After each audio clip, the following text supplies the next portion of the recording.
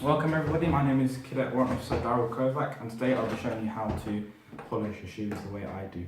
So just to get started off, I've got some cotton wool. I use Johnson's Baby Cotton Wool or Sainsbury's Basic Cotton Wool. I feel like that gives me the best result for my shoes. Bottled water, I've got a glass container which I put the water in. This is from a goo pot. I don't know if any of you eat goo desserts, but that came in quite handy. Some kiwi shoe polish, just regular kiwi shoe polish, nothing special.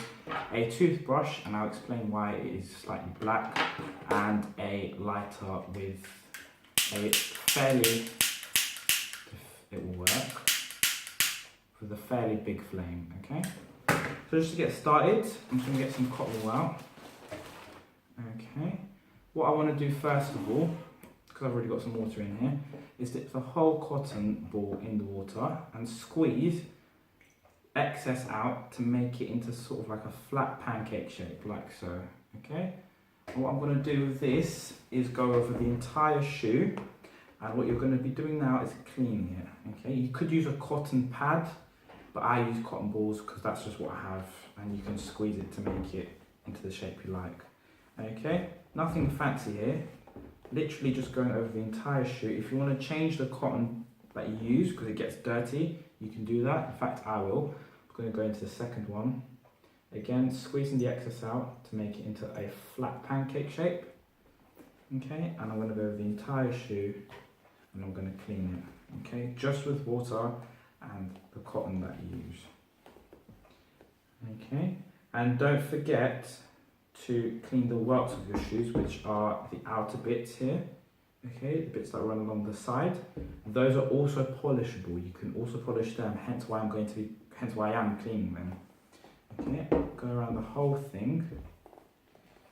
Okay, and then I've got a sort of little pile of any dirt and cotton that I've used. So squeeze the excess water out of that, and what you want to go and do now is go over the shoe again and pick up all the big drops of water, so that what is left over is essentially a dry shoe, because you'll notice there's a lot of big bits of water and you don't want that when you're polishing, especially not the way you're going to be doing it when I show you. Okay, so literally with the same cotton wool, which is fairly dirty, go over the entire area of the shoe and just pick up all the big bits of water. Okay, and then you can add that to your little pile of dirty cotton bits, and you'll see why that's quite useful. Next thing I like to do is just get a toothbrush, dip it in the water, an old toothbrush, and you want to go around the edges between the welts and the main part of the shoe, and you want to scrub all the dust out. Okay, just like that, nothing fancy, nothing special. And believe it or not, these bits do get dusty as well. Okay, very simple.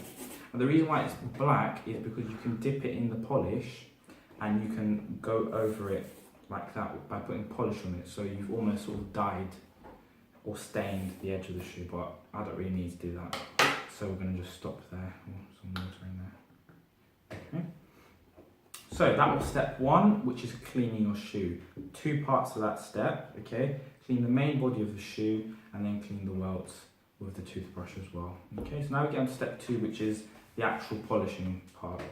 Okay, and I like to use cotton droplets. I've already made some here. I'm going to move that out because we don't need that at the moment.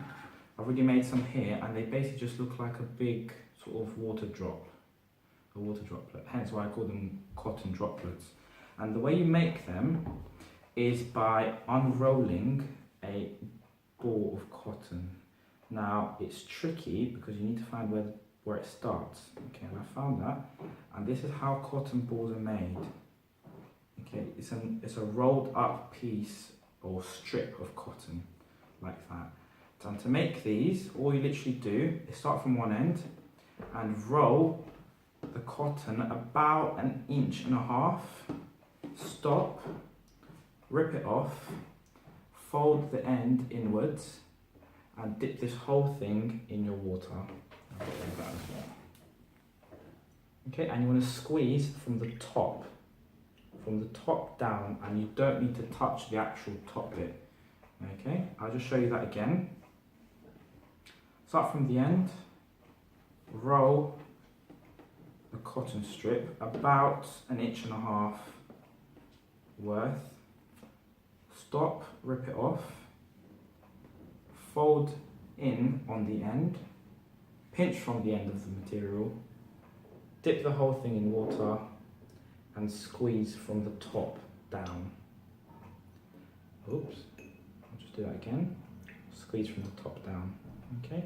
And that creates like a little sort of giant drop effect, okay? And I've already made some there. So now we're going to start on to actual polishing. Okay, I'm going to put that away because we don't need that. So first thing, grab a piece of cotton, just squeeze any excess out and apply polish somewhat liberally, okay? About that much. You want to cover the whole top of it.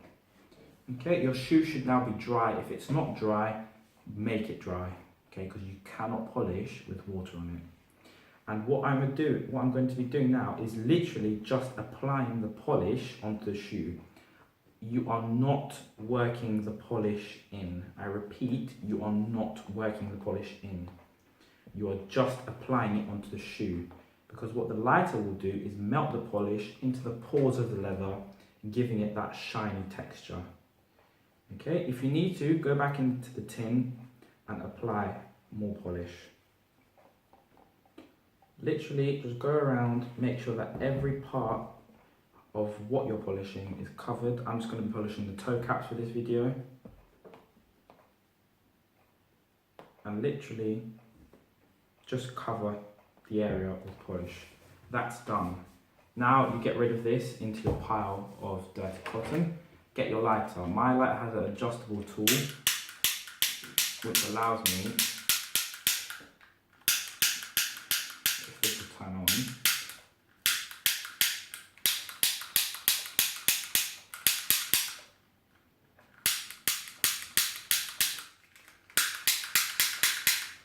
right, give me 2 seconds. Sorry about that. So just to continue where I left off, you'll turn the lighter on, adjust the flame, turn your shoe upside down and melt the polish, going in like a sort of S fashion across the shoe. Okay, and you'll see the polish melt.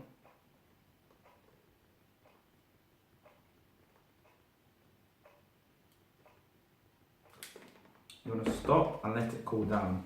Immediately, what you'll see is the polish go really shiny, almost like a mirror sort of texture, and it will, as it cools down, it will start to go into a very dull, matte sort of texture as well. That's not a problem, that's what it should be doing. If it doesn't do that, then you're in trouble. Okay, what I'm going to do now, get a clean cotton droplet, dip it in water, don't squeeze too much out because you're going to need that water in it.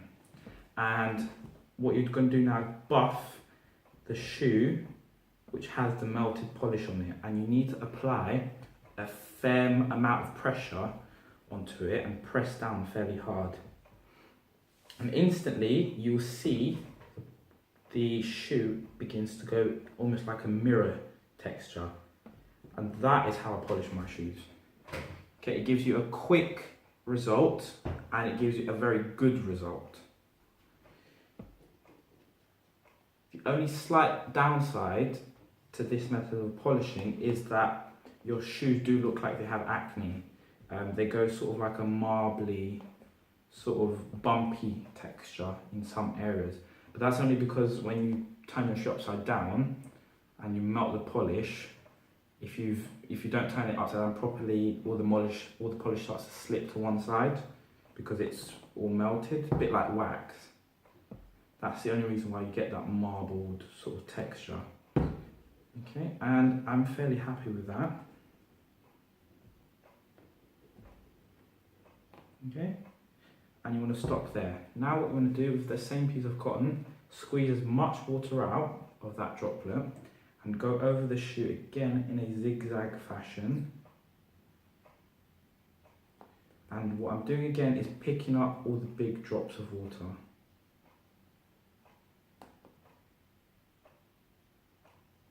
Okay, and that is how you polish your shoe. That is the result I have. I don't know if you can see that on the reflection. It's near enough a mirror sort of texture. And you do that method on the whole shoe, including the welts, which are the outside part of the shoe. If you have any questions, drop me a message, and good luck.